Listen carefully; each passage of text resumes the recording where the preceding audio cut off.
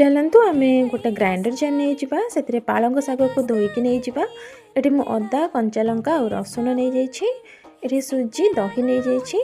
टिके पानी देके आपको ग्राइंड करने पूरा चिकन भाव ग्राइंड करने से पियाज ये मु पकई ग्रेट गाजर कैप्सिकम कॉर्न पकई मटर पकई बीन्स पकई तापर धनिया पत्र पकई आपको गोलई नेबा से जार रे और टिके पानी देकी एथिरे पकई भल भाव गोलई नेबा ताकू आम किसी समय रेस्ट पे रखी नेबा 15-20 मिनिट। तापर कंचा लंका तेल रे सोरिष भृसंग पत्र और लंका देकी गोटे छुंका दे देबा।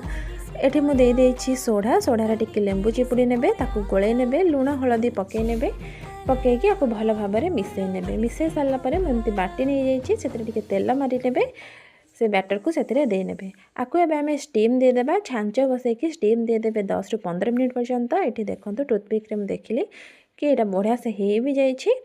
आपको आम काढ़ी ना जेकोसी चटनी रे आपको खाइबे देखिए बहुत टेस्टी लगे। आपको निश्चय थे बनातु।